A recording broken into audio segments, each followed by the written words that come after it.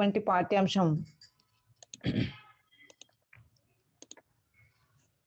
ధన్యుడు. ఈరోజు మనం చెప్పుకోబోయేటటువంటి పాఠ్యాంశం ధన్యుడు. ఆల్రెడీ ఈ ధన్యుడు పాఠంలో చాలా అంశాలు మనము చూసాం. ఏమేం చూసాము? ఇంట్రడక్షన్ పార్ట్ అయిపోయింది, ఉపోద్ఘాతం అయిపోయింది, లఘుపతి నకము, మందరుడు ఇవన్నీ కూడా చెప్పుకున్నాము. ఉద్దేశం, ధన్యుడు పాఠానికి సంబంధించినటువంటి ఉద్దేశంలో ఏం చెప్పుకున్నాము? మంచి మిత్రుల కలయిక జీవితాన్ని ఒక మలుపు తిప్పుతుంది. కాబట్టి ప్రతి ఒక్కరూ కూడా తమ జీవితంలో సన్మిత్రులను పొంది ఉండాలి. సన్మిత్రుల వల్ల మనకు ఎన్నో లాభాలు జరుగుతాయి. కాబట్టి సజ్జన సాంగత్యం, సన్మిత్రులు అన్నా మంచి మిత్రులు, సజ్జనులు అన్నా మంచి వాళ్ళు.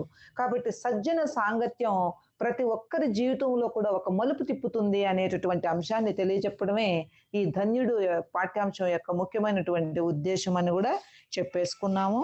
ఆ తర్వాత పాఠ్యభాగ వివరాలు కూడా మనము మాట్లాడుకున్నాం. కథా ప్రక్రియకు చెందింది అని, విష్ణు శర్మ పంచతంత్రం రాశారు అని, హితోపదేశం గురించి, ఆ తర్వాత చిన్నయ్య సూరి గారు రాసినటువంటి నీతి చంద్రికలోని మిత్ర లాభం నుండి ఈ పాఠ్యాంశాలని తీసుకున్నారు అనేసి కూడా మనం ఈ అంశాలను కూడా చూసాము. తర్వాత రచయిత పరిచయం, రచయిత పరిచయం కూడా మనం చూసాం. రచయిత చిన్నయ్య సూరి గారు 19వ శతాబ్దం,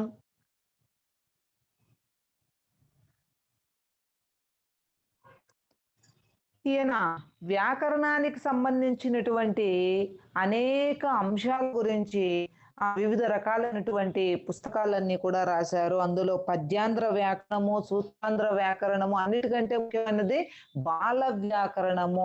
ఈ రోజుకు కూడా బాల వ్యాకరణం ప్రకారమే మన వ్యాకరణ శాస్త్రం అంతా కూడా నడుస్తుందనేసి కూడా మనం మాట్లాడుకున్నాము.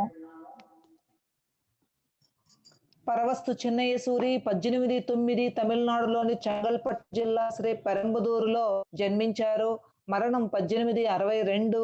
చిన్నయ్య సూరి అక్షర గుచ్చము, ఆంధ్ర కాదంబరి, పద్యాంధ్ర వ్యాకరణము, సూత్రాంధ్ర వ్యాకరణము, శబ్ద లక్షణ సంగ్రహము, బాల వ్యాకరణము, నీతి చంద్రిక ఇలాంటి ఎన్నో గ్రంథాలు ఆయన రాయడం జరిగింది. శైలి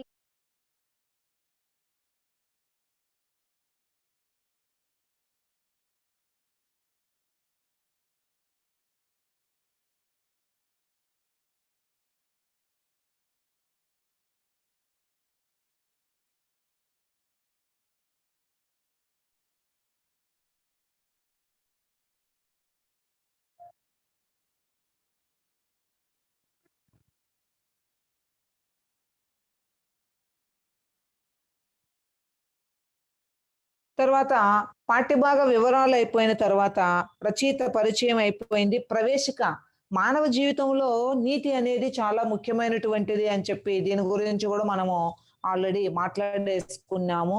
ఇక పాఠంలోకి ప్రవేశించినట్లయితే మొట్టమొదటగా మనం చెప్పుకున్నటువంటి అంశం హిరణ్యకుని పూర్వ వృత్తాంతం. ధన్యుడు పాఠము హిరణ్యకుడు మందరునికి అన్ని అంశాలను కూడా చెప్తున్నాడు. మందరుడు ఏమడిగాడు? హిరణ్యక, నీవు ఎందుకు నిర్జన వనంలో, వనము అంటే అడవి, ఎవ్వరూ లేనటువంటి ఈ ప్రదేశంలో ఎందుకు నువ్వు నివాసం చేస్తున్నావు అనేసి అడిగినప్పుడు హిరణ్యకుడు తన వృత్తాంతాన్ని చెప్పడం మొదలు పెట్టాడు.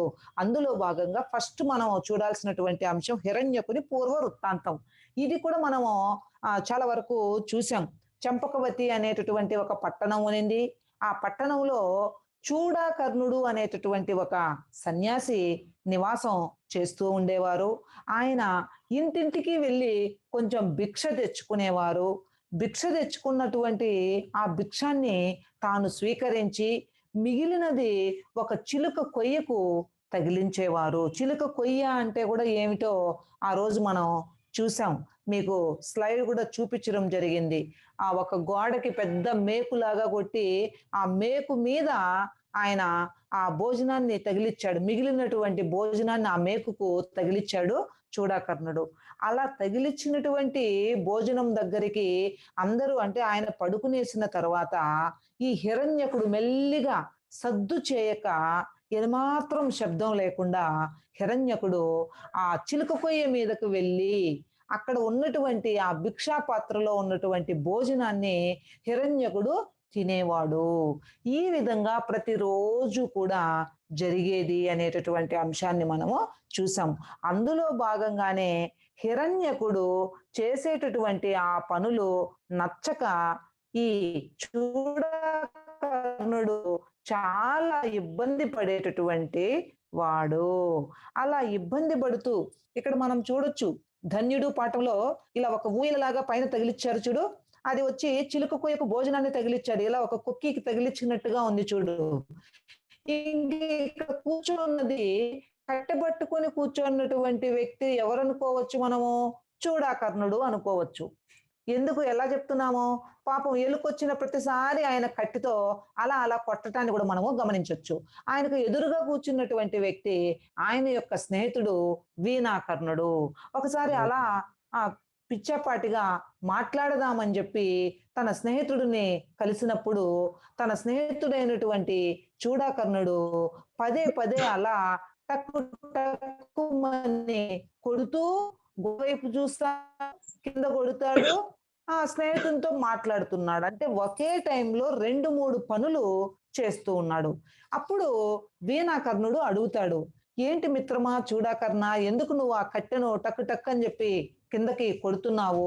ఏమిటి నీ సమస్య అని చెప్పి అడిగితే అప్పుడు చూడాకర్ణుడు చెప్తాడు ఏమని, ఈ విధంగా నేను పగలంతా భిక్ష తీసుకొని వస్తాను.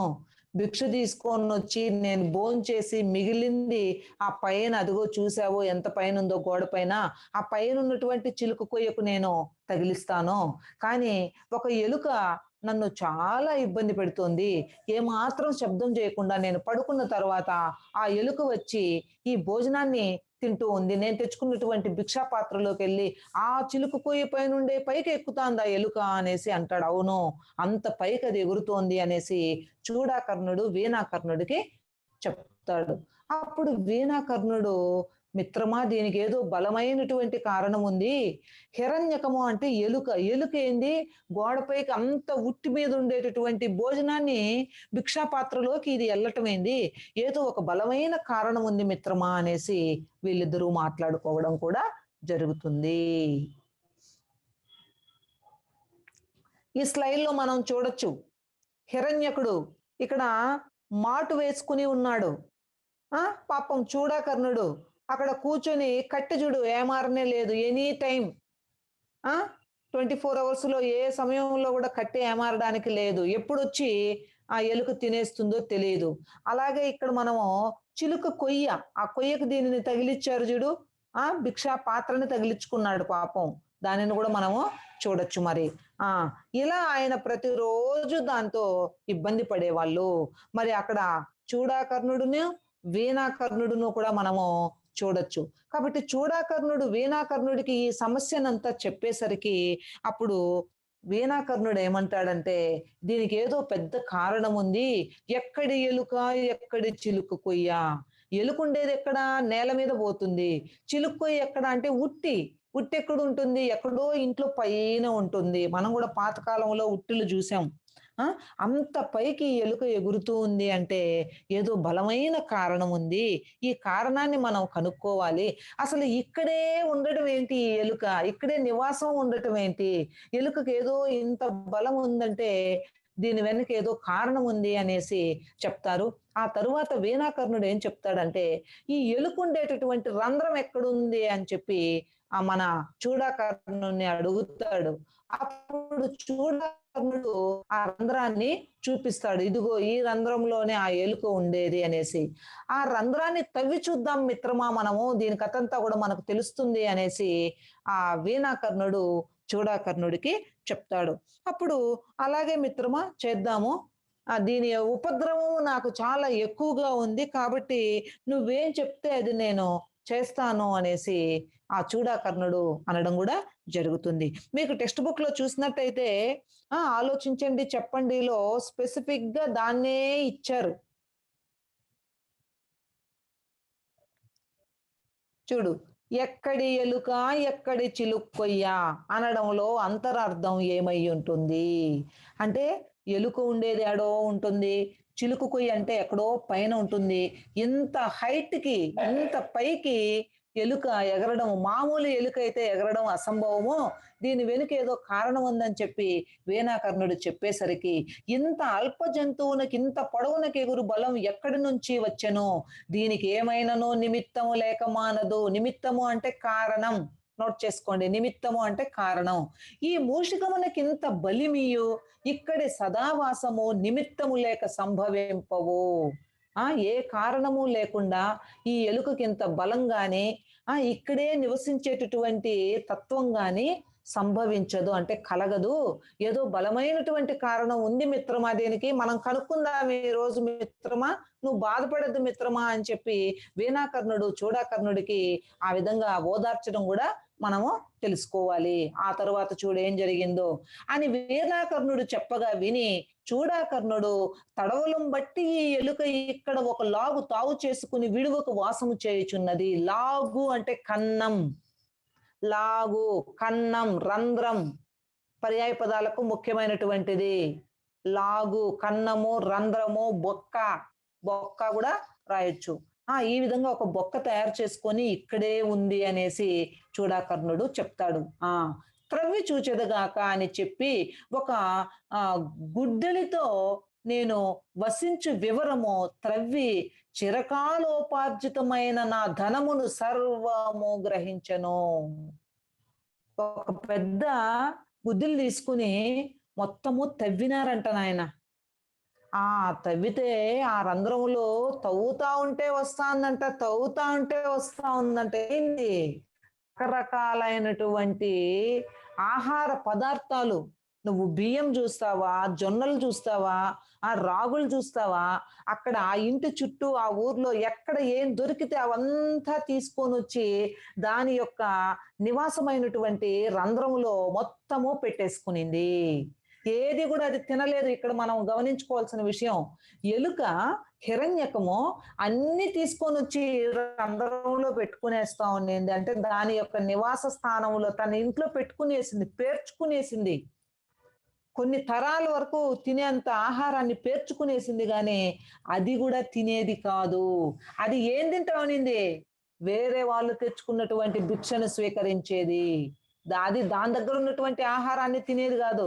ఆకలేసినప్పుడు అదో ఇప్పుడు మన చూడాకర్ణుడు లాంటి వాళ్ళు తెచ్చుకున్నటువంటి భిక్ష పాత్రలోకి వెళ్ళి భోజనం చేసేసి వచ్చేది. అంతేగాని తన భోజనం తను చేసేది కాదు. తన దగ్గర ఉన్న ఆహార పదార్థాలు తను తినేది కాదు. ఈ తత్వాన్ని ఏమంటామో పిసినారితనం అంటారు. అందుకే మనకి పాఠం స్టార్టింగ్ లోనే చెప్పారు, పిసినారితనం ఉండకూడదు, లోభత్వం ఉండకూడదు. ఆ లోభం వల్ల, ఆ పిసినారితనం వల్ల ఏమవుతుందంటే వాళ్ళ దగ్గర ఉన్నటువంటి సంపద వాళ్ళు అనుభవించరు, ఇతరులకు ఇవ్వరు అనేసి మనము పాఠం మొదట్లో మనం చెప్పుకోవటం కూడా జరిగింది. కాబట్టి ఈ ఎలుక ఇప్పుడు దేనికి ఉదాహరణగా చెప్పుకోవచ్చు? లోభత్వానికి ఉదాహరణగా చెప్పుకోవచ్చు అన్నమాట. కాబట్టి మనం ఇందాక స్లైడ్ లో చూసాం, అక్కడ చూడాకర్ణుడి పక్కన రకరకాల ఆహార పదార్థాలన్నీ కూడా ఉన్నాయి. చూడు, ఒక ఎలుకకి ఇంత సంపద అవసరమా? ఎన్ని రకాలైనటువంటి ఆహార పదార్థాలనంతా కూడా దాని యొక్క రంధ్రంలో పెట్టుకునిందో చూడు. అయినా కూడా ఆశ చావకుండా ఏం చేసింది?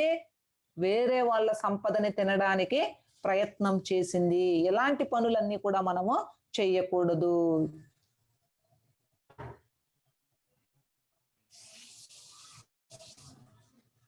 చూడు, కాబట్టి త్రవ్వి చూసేసరికి మొత్తం కూడా ఉండి అంతా తీసేసుకున్నారు. దానిని ఇక్కడ ఎలుక ఏం చెప్తోంది? త్రవ్వి చిరకాలమైన నాము సర్వము గ్రహించెను. చిరకాలం అంటే ఎప్పుడో కాదు, ఎప్పుడో పూర్వకాలం నుండి నేను సంపాదించుకున్నటువంటి సంపద అంతా కూడా గ్రహించను. ఆ చూడాకర్ణుడు వీళ్ళందరూ కలిసి మొత్తం నా సంపద అంతా తీసేసుకున్నారు. తర్వాత సత్వోత్సాహములు లేక నానాడు ఆహారము సహితము సంపాదించుకొనజాలక దిగులు పడి కృషించి మెల్లమెల్లగా సంచరించుచుండగా చూచి చూడాకర్ణుడు ఇట్లనియే. మీరు చూడాకర్ణుడికి, వీణాకర్ణుడికి కన్‌ఫ్యూజ్ కాకూడదు. చూడాకర్ణుడు మన పాఠంలో మొదటి నుండి ఉన్నటువంటి వ్యక్తి. చంపకవతి పట్టణానికి సంబంధించినటువంటి ఒక సన్యాసి. చూడాకర్ణుడు యొక్క స్నేహితుడు వీణాకర్ణుడు. వీణులు దానిని మీరు ఎలా గుర్తుపెట్టుకుంటారంటే, వీణులు అంటే చెవులు. వినడం. వీణులు అంటే చెవుతో వినడం అన్నమాట. చూడాకర్ణుడు చెప్పిండేదే కదా వీణాకర్ణుడు విన్నాడు. కాబట్టి వీణాకర్ణుడిని ఆ విధంగా గుర్తుపెట్టుకోండి. వీణాకర్ణుడు అంటే వినినవాడు. అంటే చూడాకర్ణుడు చెప్తే వినినటువంటి వాడు, విని దీనికి ఒక పరిష్కారం చూపించినటువంటి వ్యక్తి, రంధ్రాన్ని తవ్వుదామని చెప్పినటువంటి వ్యక్తి, ఆ స్నేహితుడి యొక్క సమస్యను ఆ విధంగా పరిష్కారం చేసినటువంటి వ్యక్తి. చూడాకర్ణుడు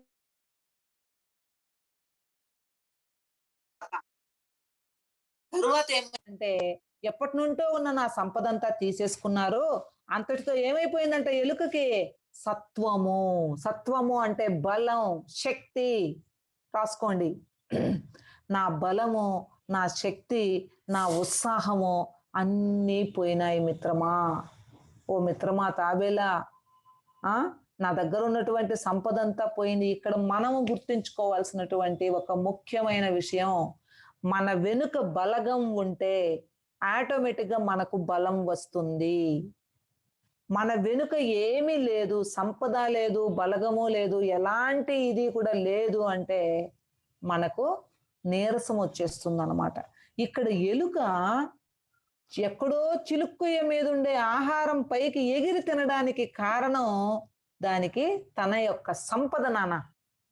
దాని వెనకల దాని నివాస స్థానంలో కావాల్సినంత సంపద ఉంది కాబట్టి అది ధైర్యంగా ఏదనుకుంటే ఆ పని చేసేసింది. ఇప్పుడు దాని రంధ్రాన్ని తవ్వి అంతా తీసుకునేసరికి ఎలుక ఏం చెప్తాంది?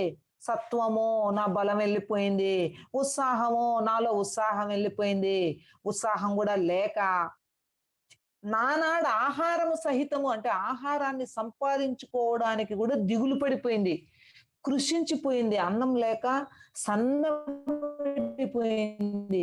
మెల్లమెల్లగా సంచరించుతూ ఉంది. అప్పుడేమో ఎగిసేసి గోడలు, మేడ ఎక్కేసింది. దిక్కు ముక్కు లేకుండా. ఎవరు కనిపించే వాళ్ళు కాదు. దేనివల్ల? తన యొక్క సంపద చూసుకొని. కాబట్టి మన దగ్గరున్న సంపద చూసుకొని మిడిసిపడ్డామంటే ఏదో ఒక రోజు ఆ ఎలుక లాంటి పరిస్థితి మనకు కూడా వస్తుంది. ఆ ఎలుకలాగా మనలో లోపత్వం ఉండకూడదు. ఆ ఎలుకలాగా మనలో పిసినారితనం ఉండకూడదు. మన దగ్గర ఎంతైతే ఉందో దానిని మనం తిని సంతోషంగా ఉండాలి. వీలైతే 10 మందికి పెట్టాలి. ఈ పాట విన్న తర్వాత మరి ప్రవేశికను చూడండి. ప్రవేశంలో మనకి కవి అదే చెప్పాడు. మానవ జీవితం చాలా ధర్మబద్ధంగా ఉండాలి. పరోపకారం ఖచ్చితంగా ప్రతి ఒక్కరు తమకు చేతనైనంత సహాయం పరోపకారం చేయాలి. కానీ ఈ ఎలుక ఏం చేసింది?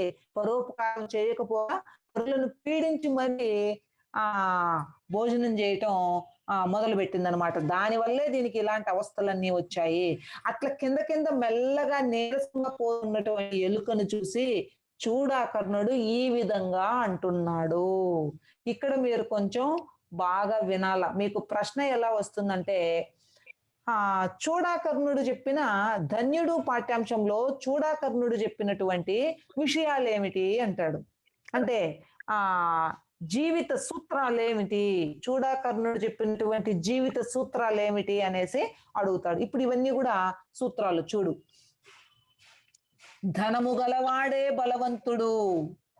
చూడాకర్ణుడు చెప్తున్నాడు, మిత్రమా ధనము గలవాడే బలవంతుడు. డబ్బుంటేనే బలం ఉంటుంది. ధనము గలవాడే పండితుడు. చూసారా? ఈ పాయింట్ మీరు నోట్ చేసుకోవాలి. ధనమున్నోడే బలవంతుడంట, ధనమున్నోడే పండితుడంట. అదేందిరా? పండితుడు అంటే సర్వము తెలిసిన వాడు. ఆ డబ్బుంటే సర్వము తెలిసిపోయినట్ట. ఎందుకు చూడాకర్ణుడు ఈ విధంగా వాడాడు అంటే, ఈ రోజు కాలం అలా ఉంది. డబ్బు నిన్నంటే వాళ్ళ మాటే శాసనం అయిపోతుంది. డబ్బున్నోడి మాట అందరూ వినేలాగా అయిపోతుంది. ఎవరో మ్యూట్ చేసుకోవాలి, కొంచెం డిస్టర్బెన్స్ అవుతోంది. ధనము గలవాడే బలవంతుడు, ధనము గలవాడే పండితుడు. ధనము సర్వ శ్రేయములకు నిదానము. ఆ డబ్బు అనేటటువంటిది అన్ని పనులకు కూడా మూల కారణం. చాలా ముఖ్యమైనటువంటి మూల కారణం అనేసి కూడా చెప్తూ ఉన్నారు. ధనము లేని జీవనమేలా? డబ్బు లేకపోతే జీవించడమే వృధా. ఎవరు కూడా పట్టించుకోరు. డబ్బున్నోడికే వాళ్ళ మాటే వింటారు. ధనవంతుల మాటే ఈ కలియుగంలో చెల్లుబాటు అవుతుంది. పండితుల మాట కూడా చెల్లుబాటు కాదు. పండితులు అంటే మొత్తం తెలిసిన వాళ్ళు. నీకు మొత్తం తెలిస్తే ఏమొచ్చింది గాని డబ్బు ఎంతుంది చెప్పు నీ దగ్గర అంటారు. నువ్వెంత సంపాదించినావు అంటారు. నీకెన్ని ఫ్లాట్లున్నాయి, నీకెన్ని ఇండ్లున్నాయి, ఆ నువ్వు కోటీశ్వరుడువా, నువ్వు లక్షాధికారివా, ఇవి చెప్పమంటారు గాని నువ్వు ఎన్ని పుస్తకాలు చదివావు.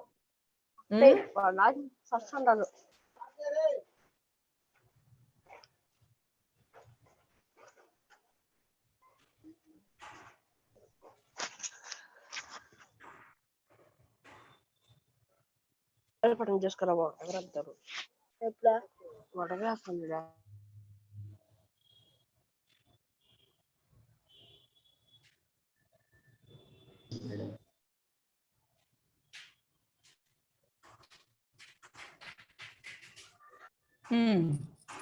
తర్వాత కాబట్టి డబ్బున్న వాళ్ళ మాటే చెల్లుతుంది. ధనము గలవాడే పండితుడు. ధనము సర్వశ్రేయములకు నిదానము. ధనము లేని జీవనం ఎలా? డబ్బు లేకపోతే ఇంకా జీవితమే వృధా అనేటటువంటి పరిస్థితుల్లో ఈనాటి కాలంలో మనము ఉన్నాము. ఈ మూషకము తన ధనము కోల్పోయి కదా తొంటి జవసత్వములుడిగి. తొంటి జవసత్వాలు అంటే వేగము, శక్తి అన్ని నశించిపోయి ఇప్పుడు ఈ ఎలుక పరిస్థితి చూడండి. దాని యొక్క శక్తి సామర్థ్యాలన్నీ పోయి ఏమైందంట? స్వజాతి సామ్యమును పొందెను. స్వజాతి సామ్యాన్ని పొందిందంట. స్వజాతి సొంత జాతి యొక్క లక్షణం అంటే దాని ఎలుక యొక్క జాతి లక్షణం ఏంటి? భూమి మీద నిదానంగా పోవడం. కానీ స్టార్టింగ్ లో దాని దగ్గర సంపద ఉన్నప్పుడు అలా పోయిందా? పోలేదు. మిద్దెలు, మేడలు, గోడలు, చిలుక్కొయ్యలు ఎగిరెగిరి దూకింది. కానీ ఈ రోజు దాని దగ్గర సంపద లేకపోయేసరికి దాని యొక్క జాతి లక్షణం దానికి వచ్చింది అనేటటువంటి అంశాన్ని కూడా చూడాకర్ణుడు మనకు చెప్తున్నాడు. అర్థ పరిహీనులకు నిరంతరము ఖేదము సంభవించును. దీన్ని అండర్లైన్ చేయండి. ఆధునికం గ్రాంధికంకి చాలా ముఖ్యమైనటువంటిది. అర్థ పరిహీనునకు సంపద పోగొట్టుకున్నటువంటి వ్యక్తికి నిరంతరము ఎల్లప్పుడూ ఖేదము, దుఃఖము. Very very important. అర్థానికి ఇంపార్టెంట్, వ్యతిరేక పదానికి ఇంపార్టెంట్. ఖేదము. ఖేదము ఒక బాక్స్ లో పెట్టుకోండి. ఖేదము, దుఃఖము. అదే ఆపోజిట్ వర్డ్ అయితే మోదము. ఖేదము, మోదము. ఖేదము అంటే దుఃఖం, మోదము అంటే సంతోషం. అర్థ పరిహీనుడు సంపద పోగొట్టుకున్నటువంటి వ్యక్తి. అర్థము అంటే సంపద. సంపద పోగొట్టుకున్నటువంటి వ్యక్తికి నిరంతరము అంటే ఎల్లప్పుడూ దుఃఖం సంభవించును, కలుగుతుంది. దుఃఖమే కలుగుతుంది అనేసి కూడా ఇక్కడ చెప్తూ ఉన్నారు. నిరంతర ఖేదము వలన బుద్ధిహీనత్వము ప్రాప్తించును. చూస్తారా నాయన ఏమైతుందో? ఎప్పుడు దుఃఖపడతా ఉంటే ఏమవుతుందంట? మన బుద్ధి పోతుందంట. బుద్ధిహీనత్వము ప్రాప్తిస్తుంది. బుద్ధంతా కూడా పోతుంది. బుద్ధిహీనత్వము వలన సమస్త కార్యములు నిదాగ నదీ పూరములట్లు వినాశము నొందును. ఎప్పుడైతే మన బుద్ధి నశించిపోతుందో అప్పుడు మొత్తము కార్యాలన్నీ సమస్తము పూర్తి కార్యము అంటే పని అన్నీ కూడా ఏమైతాయంట? నిదాగ నదీ పూరములట్లు వినాశము నందును. అంటే ఎండాకాలము నదులలో నీరు ఏ విధంగా అయితే లేకుండా ఎండిపోతుందో, వృధాగా ఎండిపోతుందో ఎండాకాలం నీరంతా కూడా, ఆ విధంగా మొత్తము అన్ని కూడా నాశనం అయిపోతుంది అనేటటువంటి అంశాన్ని కూడా ఇక్కడ చెప్తూ ఉన్నారు.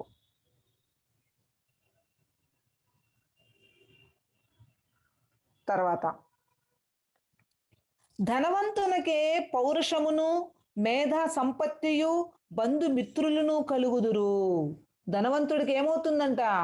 మొత్తం ఆయనకే పౌరుషం వస్తుందంట. తర్వాత బంధుమిత్రులు ఉంటారు. మేధావి అవుతాడు. అంటే డబ్బును బట్టే మొత్తం, అంతేగాని బుద్ధిని బట్టి ఈనాటి కాలము నడవడము లేదు. పండితులకు కూడా ఈనాడు బ్రాహ్మణులకు, సద్బ్రాహ్మణులకు వీళ్ళకి ఎవరికి కూడాను పెద్దగా విలువలు ఏవి కూడా ఈనాటి ప్రజలు ఇవ్వడం లేదు. ఎందుకంటే సంఘమే ఆ విధంగా తయారైపోయింది. ఆ! డబ్బుకు లోకం దాసోహం. దీన్ని నోట్ చేసుకో. డబ్బుకు లోకం దాసోహం. మొత్తం లోకమంతా గూడా దేని మీద నడుస్తోంది అంటే, ఆ డబ్బు మీదనే నడుస్తూ ఉంది. కాబట్టి అలాంటి పరిస్థితులొచ్చేసాయన్నమాట. కాబట్టి ఈరోజు ఎలుక దగ్గర ఏమీ సంపద లేదు. అట్లాగే ఎలుక లాంటి మనుషులు మనలో ఎంతో మంది ఉంటారు. ఫస్ట్‌లో డబ్బుండి మళ్ళా మొత్తం సంపదంతా వెళ్ళిపోయి, దేనికి పనికి రాకుండా అయిపోయి, అక్కడ బ్రతకలేక చివరికి ఏమవుతారు? ఎక్కడెక్కడికో ఎవ్వరు తెలియనటువంటి ప్రాంతానికెళ్ళిపోతారనమాట. ఆ! అదే జరిగిందిక్కడ. ఎలుక కూడా తాను బ్రతకలేక నిర్జన ప్రదేశానికి వెళ్ళిపోయింది అనేటటువంటి అంశాన్ని కూడా ఇక్కడ మనము గుర్తుంచుకోవాలి. ఆ తర్వాత చూడు ఏమవుతుందో. అంటే దుఃఖం వల్ల బుద్ధి నశిస్తుంది. బుద్ధి వల్ల మన యొక్క తెలివితేటలు పోతాయి. అంత మాత్రమే గాకుండా ఏమవుతుంది? ఏ పనులు కూడా విజయవంతము కావు. ఒక్కసారి దుఃఖం వచ్చేసిందంటే ఇంక బుద్ధి నశిస్తుంది. టెన్షన్ వచ్చేస్తుంది. ఏది కూడా విజయవంతము కాదు. ఎండాకాలంలోని నదులలో ప్రవాహాలు ఏ విధంగా అయితే ఎండిపోతాయో, ఆ విధంగానే సమస్త కార్యాలు కూడా నాశనమైపోతాయనేసి కూడా ఇక్కడ మనకు సూరి గారు చెప్తూ ఉన్నారు. తర్వాత ధనవంతునికే మేడం పౌరుషము ధనవంతు madam Pushpa madam sir. Madam ఒక చిన్న ఇన్ఫర్మేషన్ పాస్ ఆన్ చేయాలా మేడం పిల్లలకి? సార్ రికార్డ్ అవుతోంది సార్. పర్లేదా? అవునా? స్టాప్